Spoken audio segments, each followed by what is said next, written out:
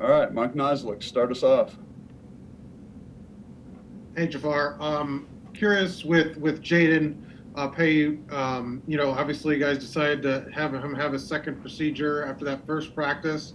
Um, has he gotten enough kind of mental reps then to be ready to go just fall camp? I mean, is it going to take him some time to kind of physically kind of catch up to the other guys, or what are your kind of expectations here going forward with him?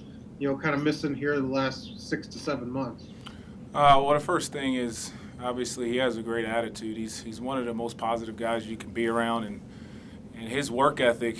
I thought that was one of the things that he started to show before he got hurt, in terms of just his willingness to learn and come in and spend extra time studying. So we expect him to be 100% when he gets back. I know he's eager to get back, and I know he looks at these opportunities really not as setbacks, but as opportunities for him to continue to improve. So. And how tough was the end of last year for you in your room? I mean, I asked Trey this, and he said, the room was pretty small by the last couple of weeks of that season. How tough was that with just kind of the depth kind of being depleted at the end of last year? Yeah, I mean, it was difficult because you had two guys who had to take a lot of those reps, and really, as a staff, we felt some of our best personnels were to be able to run the ball. So, I think when you look at it, it wasn't really disappointing. We as a staff try to do what's best for us to win games. But, that goes back to our room having to develop some guys here in the spring. I think this is going to give us a great opportunity to do that. Not having a spring last year kind of sets you back in terms of that development of some of your players. So. And you guys had two early enrollees right now. How have they kind of looked, and how have they kind of acclimated to the speed of the game and things like that? I've been very pleased. Again, I think we got two guys that don't only have the athletic ability to compete, but they also are mentally sharp in terms of picking up the offense. And we've done a ton with them to try to get them prepared for spring, but I've been very pleased with their willingness to learn and execute their assignments. And it's a benefit for them to be here early because when they get into camp, they won't be hearing the calls and the terminology and those things for the first time. So I think it's huge for them. Andy? Yeah, Jafar, how beneficial has this spring been for somebody like Changa, who kind of got thrown into the mix last year and late in the process too? Oh, awesome, man. I mean, it was kind of unfair to him, and we've had these conversations in the offseason. He got here late in camp, halfway through camp, then had a hamstring, and then had COVID, and it was just like one thing after the next. So he really never got a chance to catch his breath. And game week preparation is a lot different than spring practice in terms of the urgency, because you don't have that time in a game week. It's Tuesday, Wednesday, and you got to be ready to go Thursday. Most of the game plan's in. So spring, you really have a chance to catch your breath, and you have a day in between practices that you can spend extra meeting time with him. But I think he's been a lot more comfortable, and getting him to continue to go out there, play fast, and confident is going to be important for him throughout the spring. Do you see him more as a guy that could be in the rotation next year? Yeah, I do. I think he has all the talent to do it. It's just making sure he knows what to do and how to execute it. And, one of the things I think that was a little challenging for him is, although every offense is different, there's different techniques in those schemes as well. So, at Villanova, his previous school, he was used to doing things a certain way. It doesn't mean it was wrong, but we do things a different way in terms of some of those route depths and some of those things that are maybe not as familiar with him. But I think he's kind of caught up.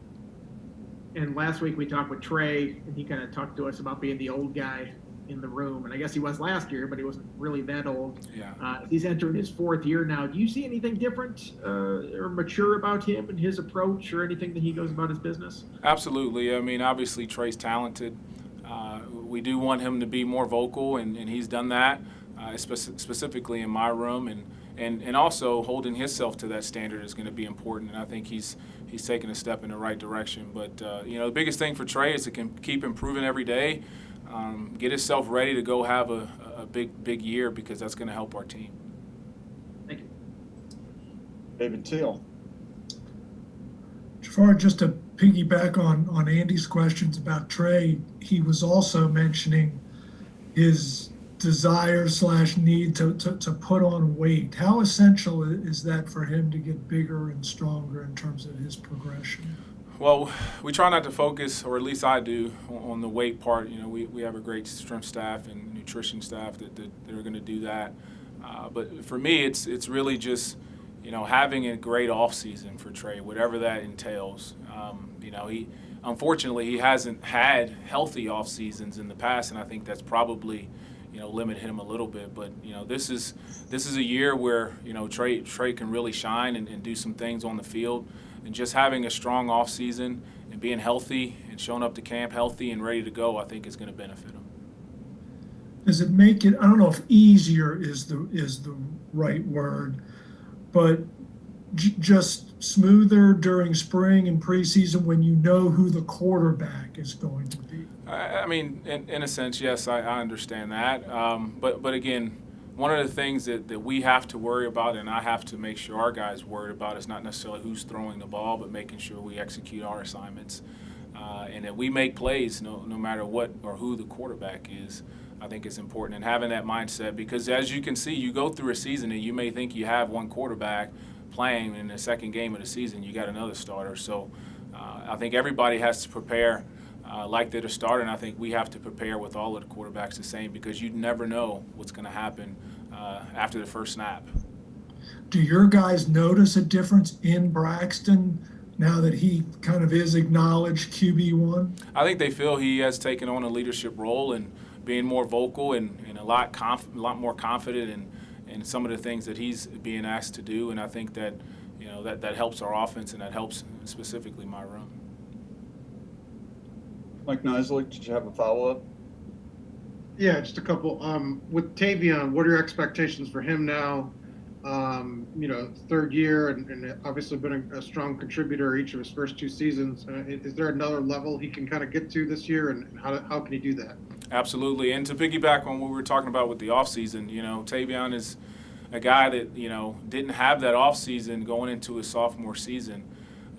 So I think just continue to develop, and he knows the offense pretty well. He's a guy that you can move around, continue to get stronger and more physical is going to help him on the field. But really excited. I mean, he's really taken a step in the right direction this spring, and is out there playing fast and looks explosive and is making contested catches and doing all the things that we're asking him to do. So really excited about what Tay can do this year. With him, how hard is it as a player? And you know, did you have to give him any advice when he was struggling on special teams? Mm-hmm. And he doesn't let that spill over to your room, and you know, kept contributing. Is that a challenge? I mean, did he need any kind of pick me up, or is that how he, you know, approached things and was able to do it? Yeah, he's never been a guy in my mind that's been rattled. You know, he typically, you know, can put the bad plays behind him. I think that's kind of his makeup. You know, I just think overall, you know, you want him to go into the season with the confidence that he can do whatever we're asking him to do, but I think he's going to be in good shape moving forward. And then last one for me, Dalen Wright and Tyree, you know, didn't get to play last year, and now get the off season. Where are they at, and are you kind of looking at them as just true freshmen still? I mean, what do you kind of see from them? Yeah, I think you can kind of group them together with the guys that came in. They're still learning the offense, learning the details of their assignments.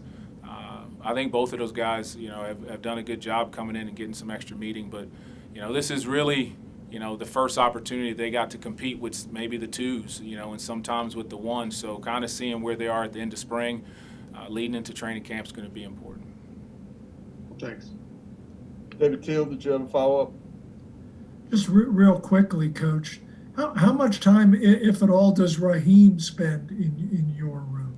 We do mix it up a little bit. I mean, he spends the majority of the time with the running backs. I think one of the positive things about our offensive staff is we've got 3 guys on that side of the ball that coach receivers, so that helps. And he also gets that coaching in his meeting room. Coach Leck obviously knows the offense very well and has been in it for some time, so he can coach him. But he has spent some time in my meeting. I know during the season we threw him in there a couple days a week, and during the offseason, we've spent some time together. So I think Raheem, getting the coaching from his coach first, and then also me piggybacking off of that.